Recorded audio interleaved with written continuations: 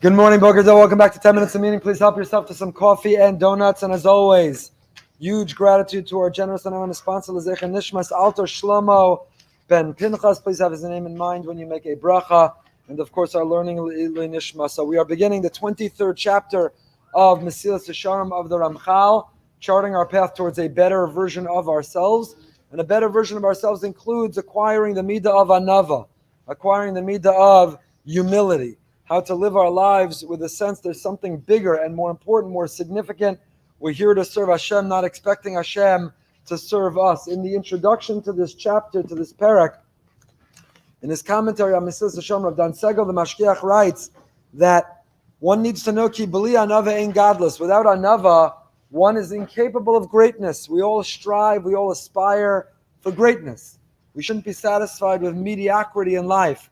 We shouldn't be underachievers. We want more. We want bigger. We want better. We want to leave a legacy. We want godless. We want to achieve greatness.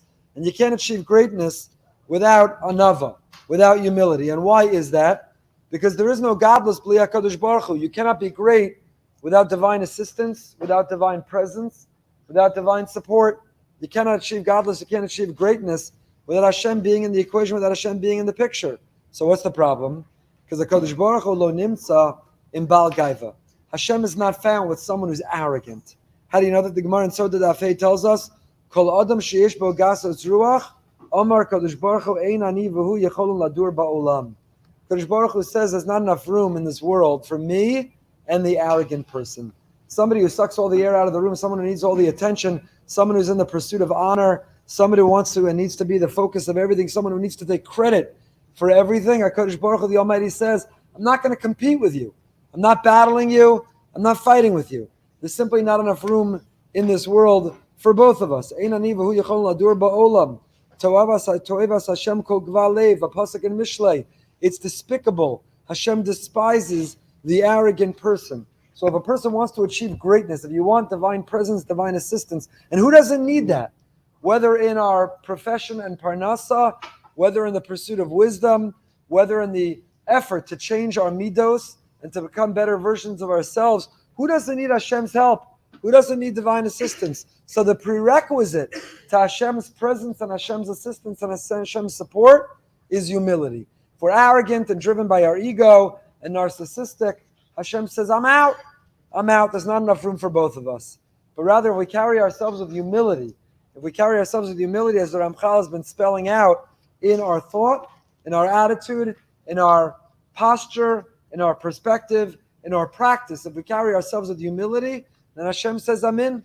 I want to help you. I'm right by your side. I'm there for the assist. So with that, we begin the 23rd parak. Please help yourself. Coffee and donuts are not going to eat themselves. Shnayim shem margilim es adam shel anava. Ramchal begins the 23rd parak by telling us there are two factors that accustom a person to humility. Haragilos v'hezbonim. Very, very interesting, because the Ramchal is really telling us not only to this quality of humility, any quality that we want to work on, there are two factors or two strategies to do so. Number one is regilas, habit, the role of habit. A few years ago, we spoke in the Shabbos Shuvah Drasha based on a phenomenal book I highly recommend, James Clear, called Atomic Habits. Atomic Habits is a fantastic book, which of course is a modern expression of what the Torah knew all along and our timeless Torah principles. But habit can be negative, right? Sociologists, researchers point out that an enormous and significant part of our day has already been predetermined by the habits that we formed. How many times you hit snooze this morning? Were you on time, late? Did you talk during davening? All of these were habits that you've already formed. So much was predetermined. You think you made a decision. You think you have free will. But so much of it are the habits that we've already formed. So there's bad news. There's bad news when our life is so significantly on autopilot, but there's also good news. The good news is, if you form good habits, then it's fantastic that so much of life is on autopilot. If you have the habit of being earlier on time, if you have the habit of eating healthier well, if you have the habit of exercise, if you have the habit of never raising your voice, of getting angry, if you have the habit of getting enough sleep, then it's wonderful. So habits are a double-edged sword. If you form the wrong ones, they are the undoing.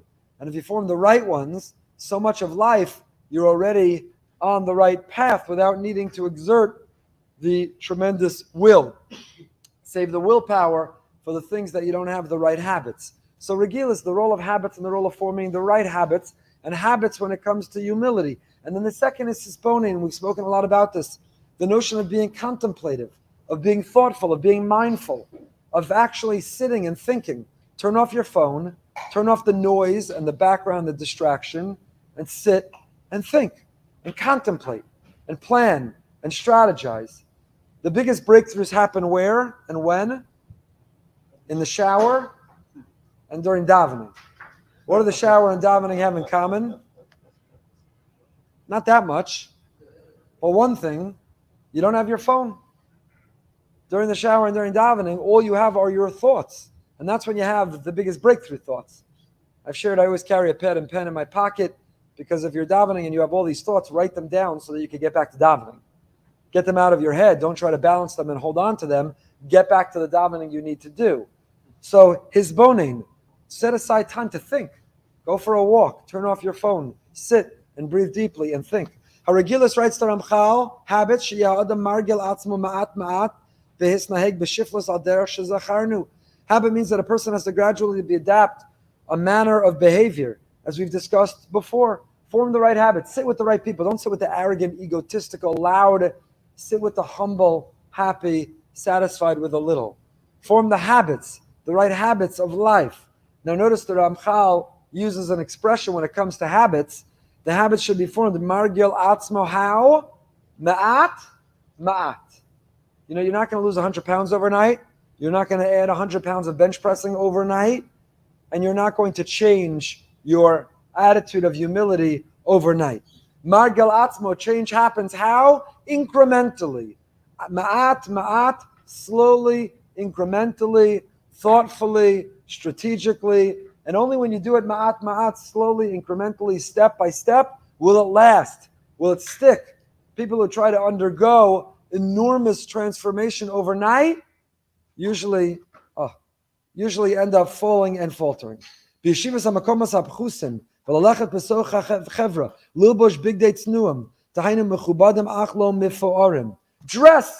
like a humble, modest person. You don't have to wear the loudest, the flashiest, the most designer.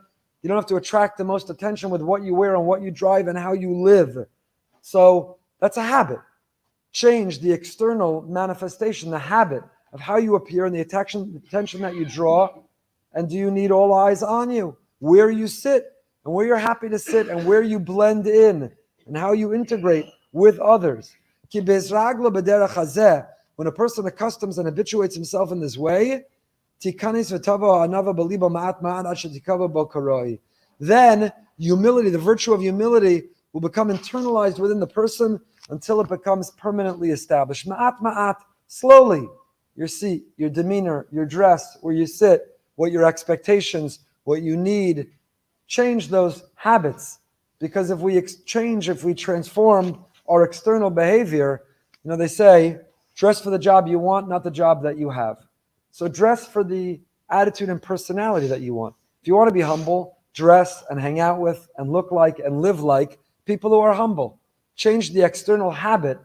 Ask yourself, the people I admire who are humble, the people who are humble, who are satisfied with their lot, or mistapik mamuat, who walk around with humility, where do they sit? Who do they hang out with? What do they wear? What do they drive? How do they carry themselves? How do they speak? What's their profile online and offline? And say, even if I'm not yet there internally, ma'at, let me externally change those habits until they add up and compound to leave a internal transformation in who I am. So habit, take advantage of the power of habit on the outside to change who we are on the inside. And we'll continue with his boning. Not only the external change, the internal change. Parsha class 9:30 this morning. Parsha's Naso, longest Parsha in the Torah, fantastic Parsha. And join us at 9:30. Stay happy, stay healthy, stay holy. Enjoy some coffee and donuts.